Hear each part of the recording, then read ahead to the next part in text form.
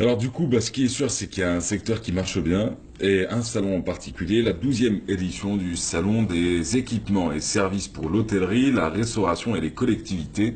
Mm. Ça se déroule du 27 au 30 janvier prochain, c'est à la Safex au pavillon A, Ouais. et c'est un 12e rendez-vous. Alors en quelques mots, si on devait parler de ce salon, c'est le salon qui réunit qui et qui? Bah, écoutez, tous ceux qui tournent qui activent dans le secteur de l'hôtellerie, de la restauration, qu'ils soient équipementiers, ou qu'ils soient fournisseurs de services, ou qu'ils aient des bureaux de conseil et d'études, enfin, tous ceux qui peuvent apporter quelque chose pour un projet qui concerne l'hôtellerie ou la restauration, ou une réfection, une réhabilitation, une amélioration, un investisseur qui est un porteur de projet et qui ne sait pas exactement comment il va faire les choses, il peut trouver donc le conseil. Et puis bon, s'il a déjà une structure qui est opérationnelle, s'il veut en améliorer les équipements, il peut trouver aussi ce qu'il faut sur le salon. Là.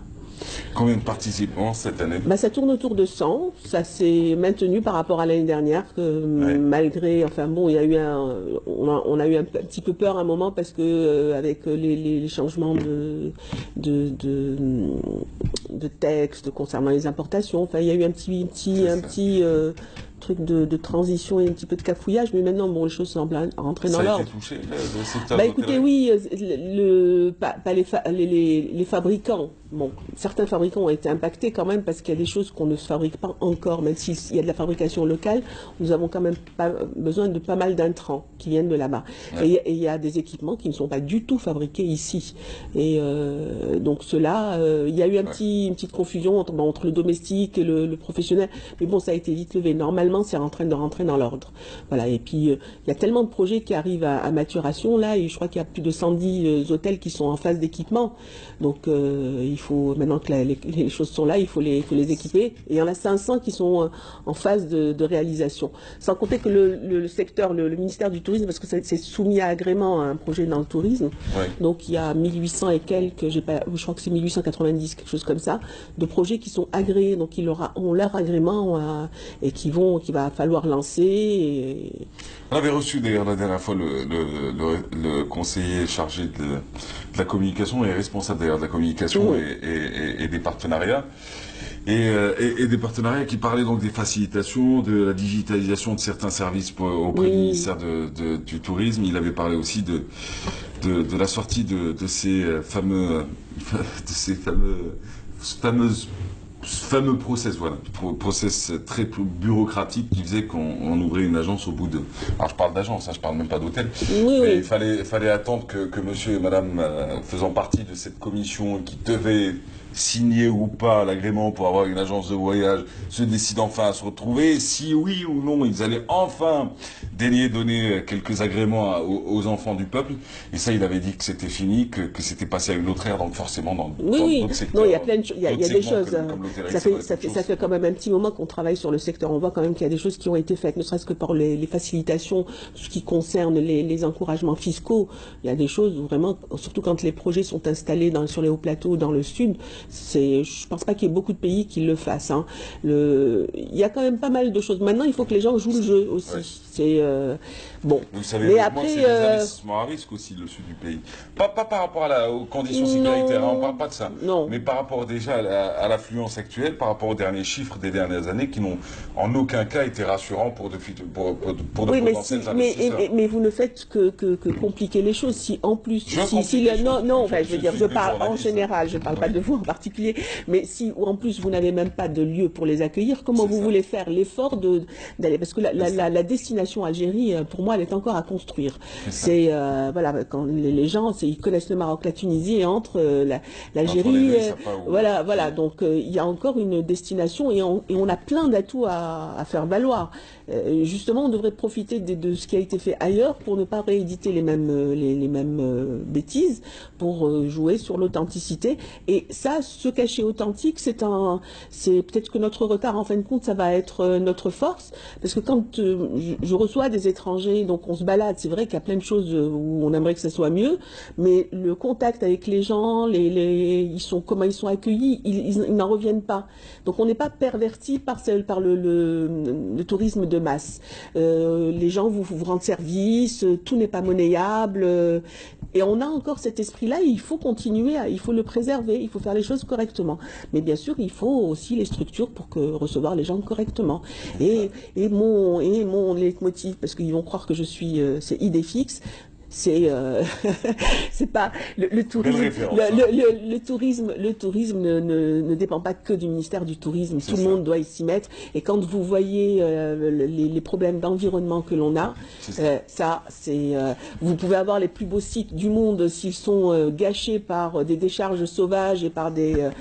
Moi, il y a des endroits où j'avais envie de pleurer. C'est pas possible.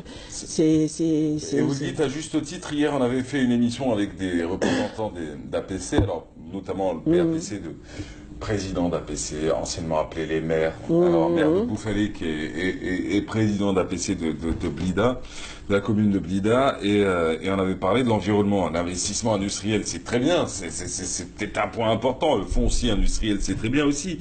L'octroi de ce foncier, c'est très bien aussi, mais sur la question de l'environnement, comment faire de la cité un lieu d'épanouissement pour sa population locale, là, il n'y avait pas de réponse. Et on avait reçu un mail dans ce sens-là d'une dame qui disait merci pour votre franc-parler. Bon, c'était sympa pour elle, pour nous, mais qui disait il y a des années que je me bats pour contacter les médias et la presse et la télévision et la radio pour faire un reportage sur Mélissart, qui est une très belle région, vous le savez, mais qui aujourd'hui se transforme en décharge. Ouais.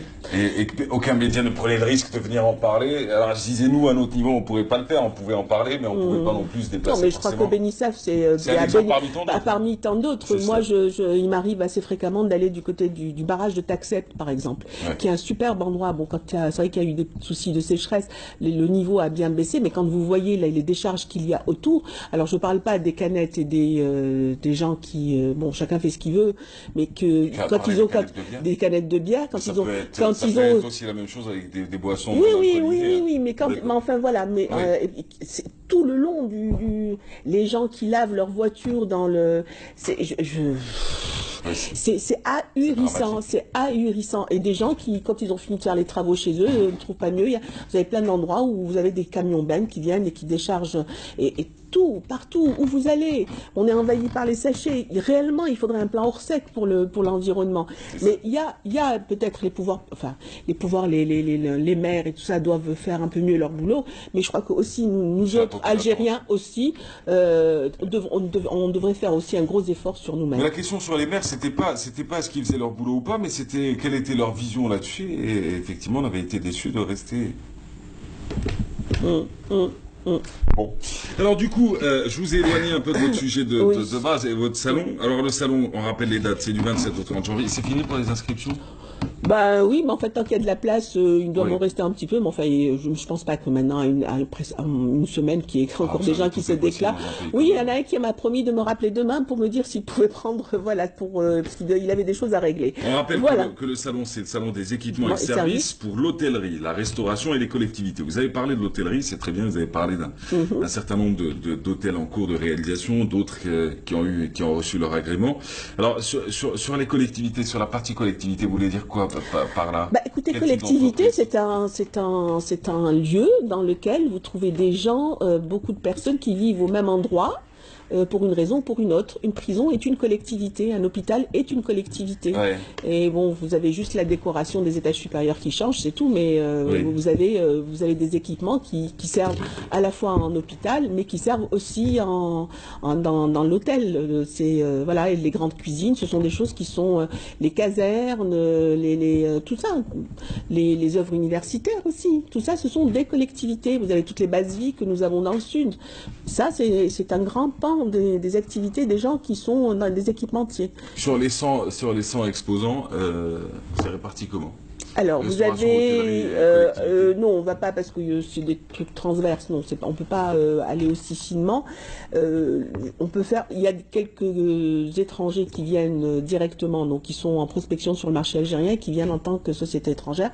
Il y a des nationaux qui sont représentants de marques internationales, donc qui sont déjà installés, qui représentent des... Et il y en a d'autres où ce sont de la fabrication locale, ils représentent leur propre marque et qui font de la production locale. Voilà. Mais on peut pas dire qu'il y a plus dans l'hôtellerie, plus dans la restauration, ou un peu moins dans les collectivités. Non, parce que par exemple, bon, vous avez le textile, par exemple, quelqu'un qui fait le textile, vous allez avoir il va du toucher à textile, voilà, il va faire le textile pour l'hôtellerie, mais il va faire aussi pour l'habillage et le nappage des tables et vous avez un peu de tout, voilà. Il faut surtout pas s'enfermer dans quelque chose, comme c'est des domaines voisins, et plus on élargit et mieux c'est. Ah bon, les journalistes, on pose des questions et puis on essaie d'avoir des réponses. Non, mais voilà, je vous Si explique. bête soit-elle. Non, je n'ai Les pas dit questions, ça. aussi bêtes soient-elles, les réponses aussi intelligentes, aussi Tant de Alors, modestie. Faïza Koussam, quelle est la question que j'aurais dû vous poser, mais que je n'ai pas posée, à laquelle vous auriez souhaité répondre? Je vous pose un peu la même question que celle posée à Mourad Bouteflika. Alors, est-ce qu'il y a une question que vous ne m'avez pas posée? Qui fait que vous sortirez d'ici non frustré de ne pas avoir été questionné sur l'ensemble des points qui vous auraient... à une semaine de votre événement, hein. Ça, c'est le 27, quoi, c'est la semaine prochaine. Non, je crois qu'on a tranquille. fait le tour de la question, on a dit ce qui, voilà, et voilà, peut-être la somme de travail qu'il faut, parce qu'on a l'impression que quand les gens voient ça, un événement, quand ils viennent, ah c'est bien, les gens n'ont aucune idée de ce que ça peut représenter comme boulot et comme stress. Comme on a beaucoup d'intervenants et il faut s'adapter aux humeurs, aux états d'âme de chacun et coordonner tout ça. Et je vous jure qu'il y a des moments où on se dit... Ça vous arrive, on vous dit, allez, tiens, ça paraît tellement simple, on va organiser un salon, ça te dit, travaille avec nous. Ça vous arrive ou pas? Les gens qui pensent que la préparation d'un salon se fait en 2-3 jours. Je leur explique après certains trucs. En général, ça calme. Ah oui. Ouais, un salon, ça se fait au minimum une année. Ouais, c'est pas ceux qui flairent les affaires. ouais. Non, là, ça, les opportunistes, de toute façon, mes droches des habits. Ouais, c'est joli. Ouais, merci à vous, en tout cas. Merci à vous.